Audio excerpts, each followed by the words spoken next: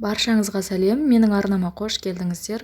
Бүгін сіздермен үй жағдайында өте дәмді болып шығатын, тіпті жеуге қимайтын шашликтердің рецептісімен бөлісетін боламын. Жасалу жолы өте оңай және бір жасағаннан шығады. Міндетті түрде жасап көріңіздер. Және видеоны қарамас бұрын менің арнама тіркеліп алыңыздар. Бізге қажетті заттар: фарш қажет және бір дана пияз, тұз және өз қалауыңыз бойынша укроп, петрушка қоссаңыз болады, егер ұнатпасаңыз қоспасаңыз болады. Және қызыл бұрыш, қара бұрыш және кориандр қажет болады. Ал ендеше жұмысымызға кірісейік. Менде фарш қатты майлы болмағандықтан мен оған 3 май қостым. Бізде фарш қаншалықты майлы болса, шашликтерімізде сондай дәмді болып шығады.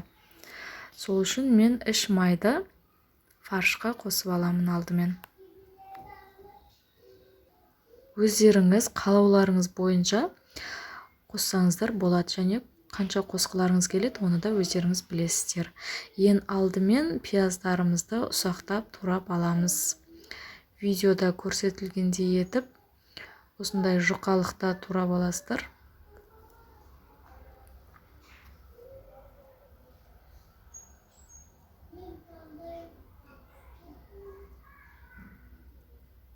Енді осылай ұсақтап турап аламыз пияздарымызды.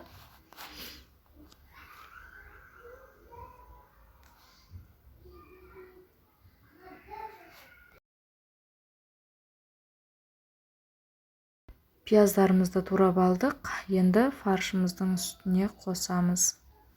Мен укроп пен петрушканы да алдын ала турап дайындап қойдым.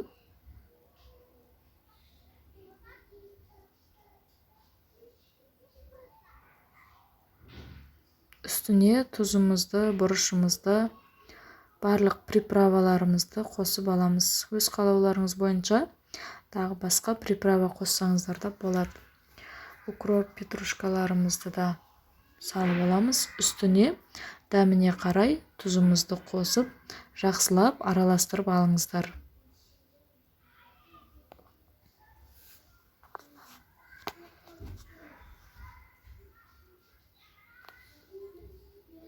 Менде фарш сиырдікі.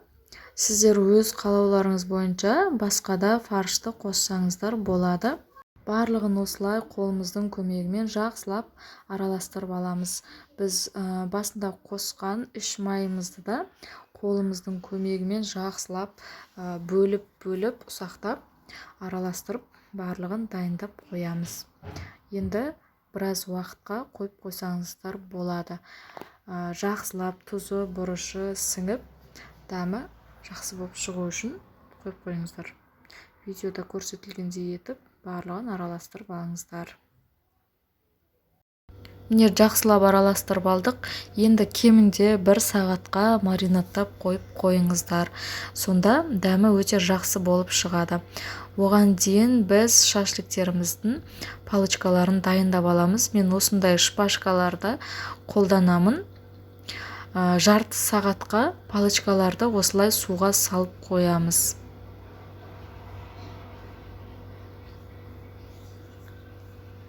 Барлығын алып, осылай жарты сағатқа суға батырып қойып қоюымыз қажет.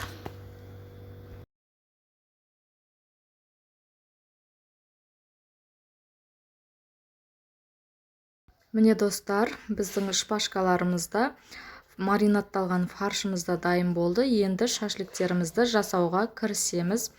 Алдымен алдыңызға осындай ыдысқа су құйып қойыңыздар. Өйткені әр шашликті қазір біз формасына келтіріп жасағанда қолымызды сулап отырып жасаймыз. Фаршымыз қолымызға жабысып, былжырап кетпес үшін қолыңызда әр осылай шашликті жасағанда сулап отырыңыздар. Видеода көрсетілгендей етіп, шашликтерді осылай формаға келтіріп алыңыздар. Алдымен барлығын солай жасап аламыз.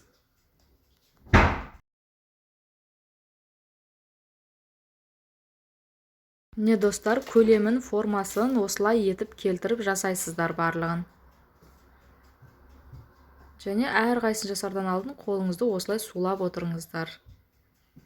Міне біз барлық шашликтердің формасын жасап алдық. Менде осыдан 10 дана шықты. Енді шашликтеріміздің арасына шпажкаларымызды, яғни палочкаларымызды салып шығамыз. Палочкаларымызды алып, шашлықтың ортасынан өткізіп, видеода көрсетілгендей етіп, кішкене қысыңқырап, шашликтерді формаға келтіреміз. Міне видеода көрсетілгенде қатты қысып жібермеңіздер. Осылай шпажканың бойымен бойлап, кішкене созып, осылай орнатып шығамыз. Сіздерге түсінікті болу үшін тағы да бір-екеуін көрсетемін. Шашликтің ортасынан өткіземіз шпажкаларымызды және қатты қыспай шпажканың бойына фаршымызды жайып шығамыз. Міне осылай ақырындап істеп шығасыздар, достар. Видеода қалай көрсетілген, солай етіп жасап шығыңыздар. Барлық шашликтерді солай істеңіз.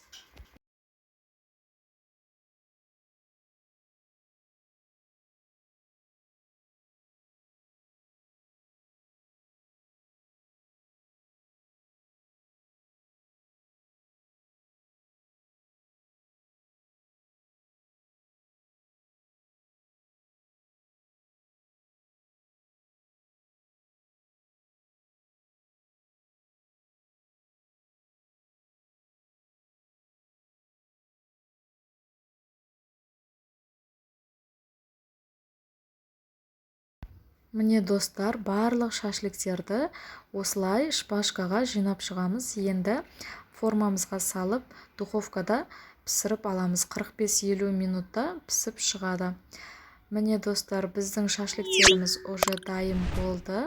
Міндетті түрде жасап көріңіздер. Сіздерге ұнайтынына сенімдімін. Және видео ұнаса лайк басып, комментарий қалдырып кетіңіздер.